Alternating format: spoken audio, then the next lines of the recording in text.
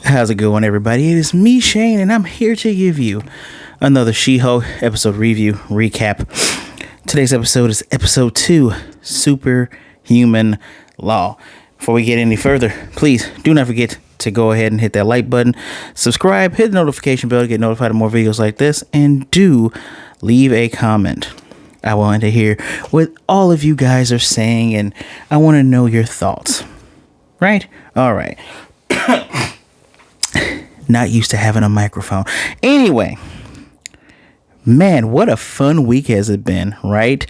No controversy over She-Hulk at all. No kinds of controversy. There's no controversy. I really wish I had a She-Hulk shirt and a better fitting Hulk shirt. Anyway, boy, oh boy, what has the world come to? Why don't I go ahead and just address those things first before we go any further with the episode. So there are people that I don't even want to say people.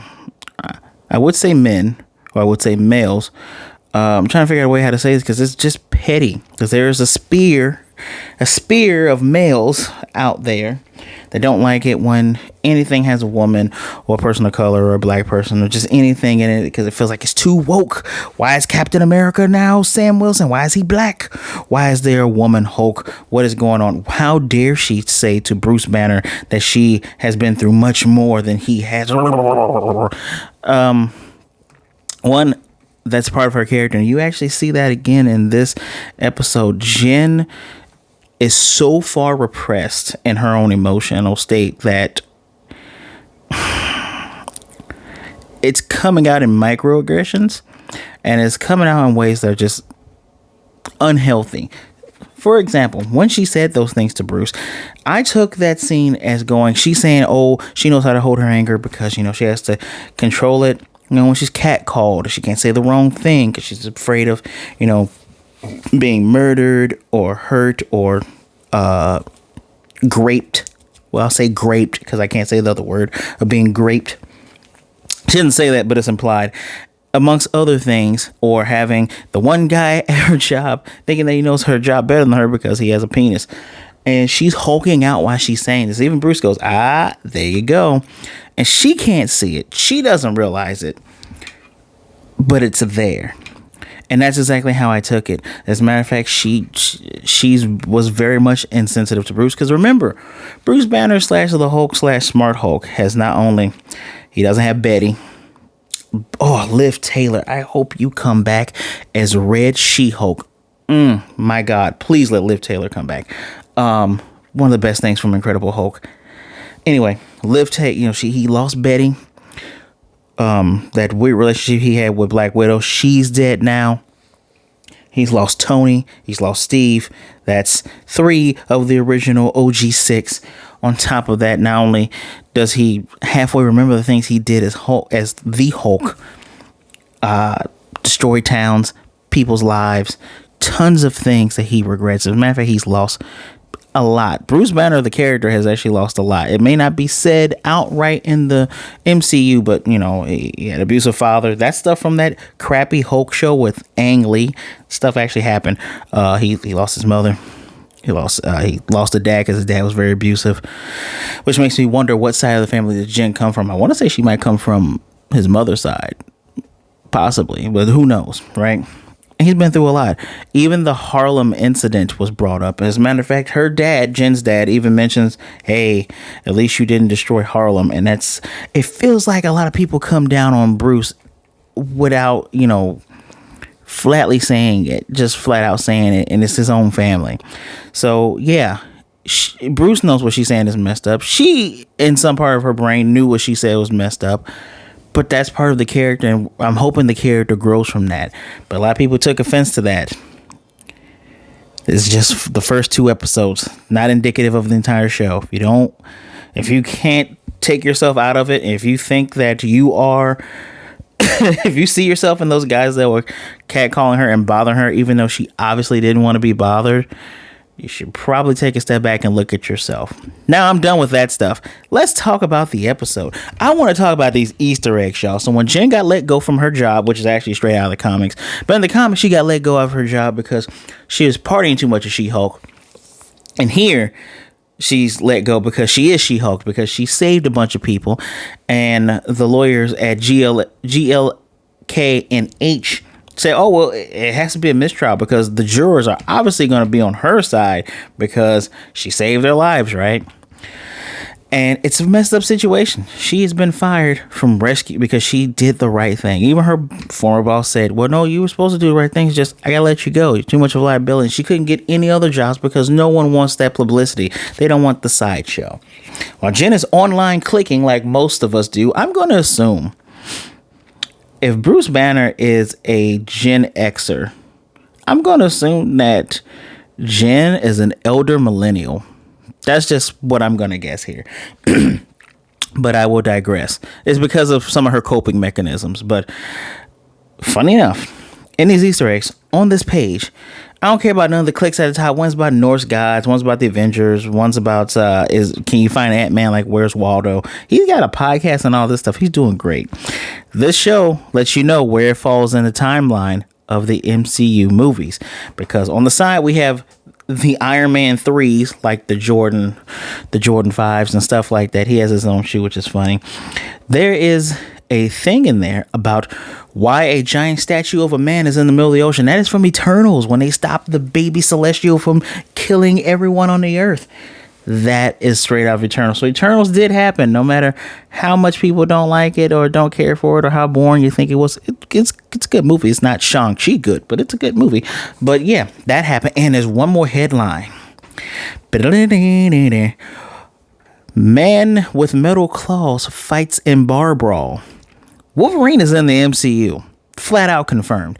And no matter how much you guys think Wolverine has been overexposed, because yes, he has, but Wolverine, for a better part of the 90s, all of the 90s, as a matter of fact, has been the most popular X-Men. If I dare say it's him, then Storm.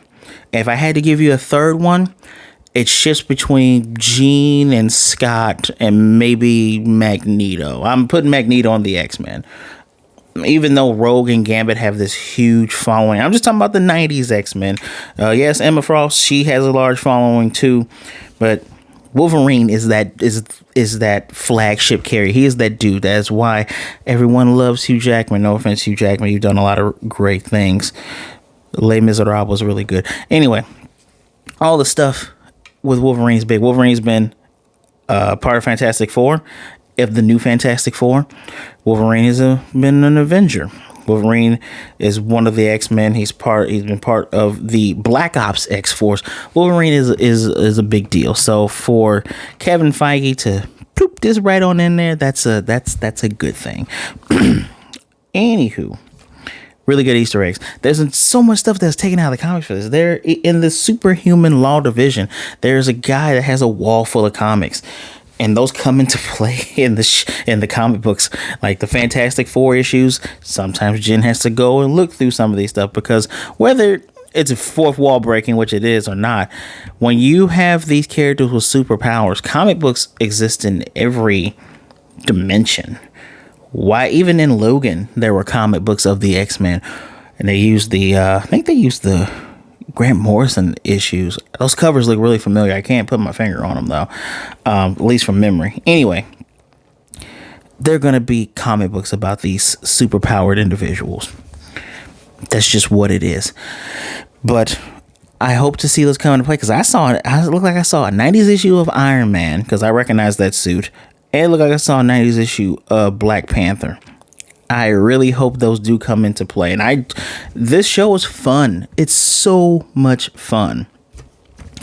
Let's talk about what's going on with Bruce. So, at GLK&H, Mr. Holloway wants to hire Jen because before he expertly got the case called a mistrial, she was going to win it. He even admitted it.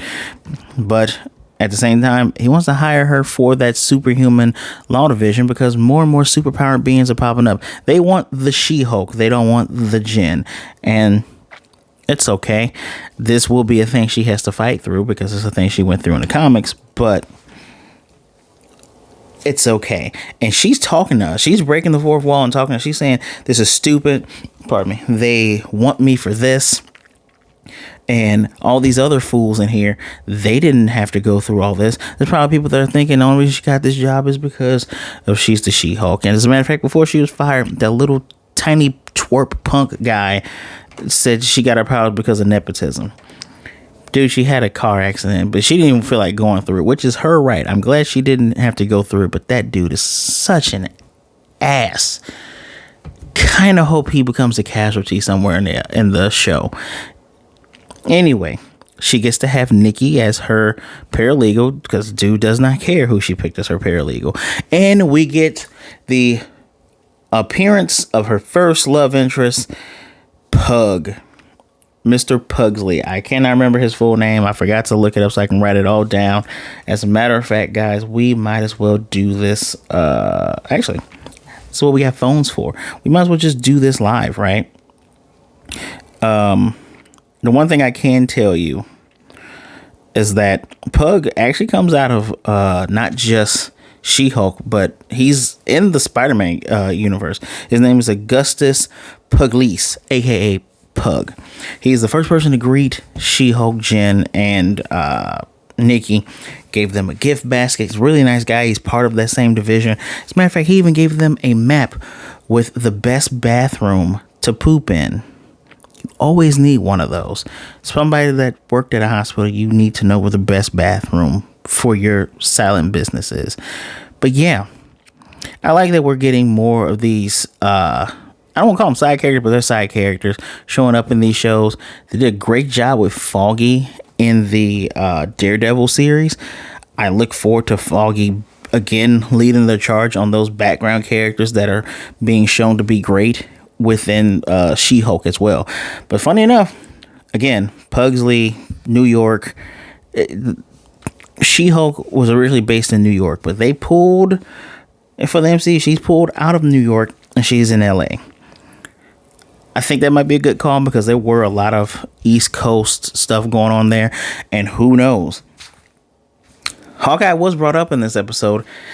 What if we do get a West Coast Avengers? Hawkeye did lead the West Coast Avengers, and I can easily see you need your own Hulk, right? Well, why not the She-Hulk? Which Hawkeye was brought up because at the family dinner, Jen's dad said, so what about that Hawkeye? Does he go and grab each arrow individually? If you watched Hawkeye, yes, he actually tries to go up and grab each arrow individually. But yes, Jen has some trepidations about taking this job because initially she's told she has to defend Emil Blonsky, aka the Abomination, played again by Tim Roth. Let's give a round of applause for Mr. Tim Roth. He did a wonderful job in The Incredible Hulk. Dude seems super zenned out. When she goes to this Supermax prison, she also makes a Silence of the Lamb joke about eating her liver with a side of fava beans. She cannot be superpowered when going in there because this is one of those prisons. They hold superpowered beings in it. But she has a good conversation with him. Dude's like, hey man, I got I met 7 pen pals and I'm going to live my life with those people. I just, I can choose to not be the Abomination. So he can control his transformation. And he's talking to her and he sounds pretty much like a sympathetic character, if I'm going to be completely honest with you. I was buying it. Part of my brain's going like, didn't he break out? And the end of this episode where when she finally accepts, her boss says, by the way, turn on the news. I'll see you later, Jen. All over the news, he has escaped. They have footage of him in an underground fight club. And his lawyer, who is Jen Walters, has not replied. This is going to be great because we've seen the trailers, right? We knew this was going to happen. We knew Emil Blonsky was not Emil Blonsky. Well, we knew he was going to show up, but we also know Wong is supposed to show up. And we know Daredevil was supposed to show up. And I know one other character is supposed to show up that I won't ruin for you. But this lets us know in the time span of the MCU where this stuff happens. So Eternals has already happened. The mutants are already around because we hear about Wolverine. But Shang-Chi is happening as this is happening. And before this happened, I mentioned that she actually called Bruce to get his blessing on it. Now, I think I noticed about Jen when she speaks to people, like when she's trying to unleash emotionally or get things out of her mind, she speaks very rapidly without taking a breath or without letting anyone say anything edgewise, whether it's her father or whether it's Bruce. That is a character trait of hers I've noticed. I'm interested in seeing if that retains when she becomes She-Hulk, because She-Hulk seems to be very much a confident, strong individual. At least in the comics, that's where Jen's confidence and everything comes out of. So I'm interested in seeing if that's how She-Hulk conducts herself inside of the courtroom. But while talking to Bruce says, "Hey, it sounds like you're just calling me to tell me you got the job, right?" And she's like, "Yeah, I got the job." He's like, "Hey, I'm okay with it." He even wrote me a haiku. Following up on an earlier joke, Emil Blonsky said he writes haikus, and he's written haikus to each of his victims. So yes, but Emil Blonsky did make a really good argument. He says, I'm Russian born, British race, loaned out to the government. They put the super soldier serum in me, and they sent me after a target. Now I'm in trouble because he seemed like a good guy. Doesn't really seem fair, does it? Well, you shouldn't have gone on a murderous rampage in Harlem. I told you that was being brought up again. But yes, while Jen is talking to her cousin, he's saying it's fine, take the job. They even have a little jokey joke about her name, She-Hulk, and he says, no, it's a good name. She-Hulk Attorney at Law. That's a really good name, which really reminds me of Birdman Attorney at Law. Really great show. If you have not seen it, please look it up. I hope it is on HBO Max. Bird Girl is actually in her second season on Cartoon Network's Adult Swim, so look that up too. Anywho, Jen does ask Bruce, when's the next time you're going to be in LA? He won't be there for a while because he is on that purple Sicarian airship that caused their whole crash. And this is something I didn't touch on last week because I needed to just think on it and do some research. The Hulk, world-breaking Hulk in the comic, has kids. Not just a kid, he has kids. Actually, he has one in another dimension too. Is it Lyra? There is another She-Hulk that is a female Hulk. I know Lyra. I know one of them is a Skrull. I just can't remember which one. There's two of them, and one of them happens to be his daughter in another dimension. But he has two sons in the 616. One is Sakaar. I cannot remember the other. The other one is gray skin like his mother, Kyra. But this one is Sakaar, who has green skin like his daddy. Now, here's the interesting thing that could come out of this, because Marvel likes to do synergy, and Kevin Feige likes to make things very interesting, very simple, especially for moviegoers, because moviegoers, for some reason, people don't like to do research for whatever reason. If something moves you, why won't you just look it up? It takes 3 seconds to grab a phone and Google something. I digress. I wonder if this is how we get Hulkling. Does Bruce have a gay son out there that's half Bruce, half Kree, who just Kree or Skrull, who just happens to be a prince? Will Bruce Banner show up again in Secret Invasion? And is him and his son coming down to help save Nick Fury? That intrigues me a lot. As a matter of fact, I'm just... It's a thought, especially if they're going to go through with Young Avengers, which had Hulkling, Wiccan, Speed. We've already seen Wiccan and Speed. We've seen Stature, which is Scott Lang's kid. We've seen Wanda's kids. We've seen Patriot, the first Patriot. Elijah Bradley. We saw him in Hawkeye. We have seen Kate Bishop. Oh my God, we've seen all 5 of the original members, except for Iron Lad. Oh no, we have seen Iron Lad. Kang the Conqueror wasn't Loki. So again, we have seen these characters, and we're slowly getting the bits and pieces. And this is one of the things I love about She-Hulk, is that this show is fun, y'all. There's not like always super stakes in the world. Like this makes the MCU feel like an actual living, breathing world universe, because yeah, she's not saving the world today. She will end up saving it sooner or later. As a matter of fact, she joins up with the Avengers in Secret Wars in the comics. Initially, she's always in and out with them, and then in and out with the Fantastic Four, because she's a lawyer first. But I like that her show is, hey, here's all this law stuff. Here's what's going on. Here's what's going down. I appreciate that a lot. And I'm enjoying it. Personally, I'm enjoying it. So, like I said, Young Avengers coming soon. It seems like Bruce's tale is going to be, it's always sprinkled out through other people's stuff. And this seems like this is the end of him being in this show. So I look forward to seeing what's going to happen for him in other people's shows and other people's movies. Especially, I'm going to be real with you. I'm very surprised she actually called him in this second episode. I just thought it would be a thing she would just have to get through herself. So, yeah. I love that her friend Nikki is ride or die. Nikki is telling her to enjoy it and live up being who she is, being the She-Hulk. Matter of fact, before she got fired at that bar, before she walked in there, because this has to be the bar they all frequent, they were cheering for the She-Hulk. People love her because she saved lives without a moment's hesitation. And we got the confirmation that Tatiana is the superhuman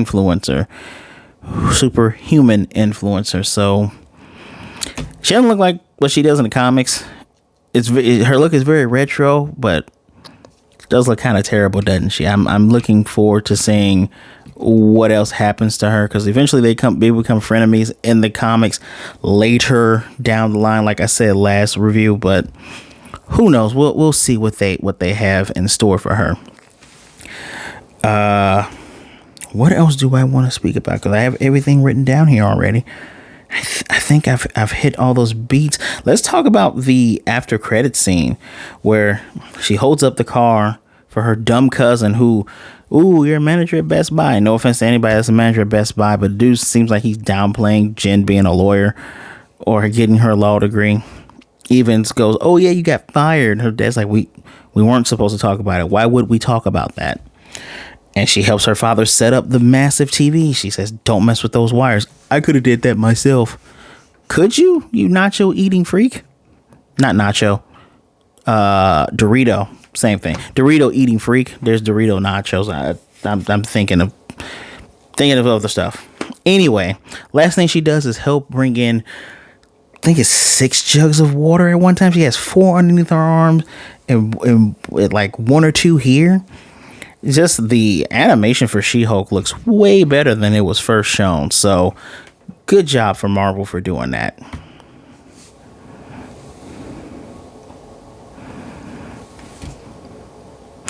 Good job for Marvel for doing that. Just fantastic. I think I've hit all of my beats. Again, only 31 minutes. Technically, if I'm going to be real with all the credits, like 28. And that's okay. Again, I like these smaller bites, these smaller doses. It keeps me wanting more, and it keeps me waiting for what's going to happen next. I like it. I love it. Let's see what happens when she meets Wong. For me, this episode I'll give it 4 out of 5. Yeah, give it a 4 out of 5. I really want to give it a 5, but I can't see. It's not like super amazing.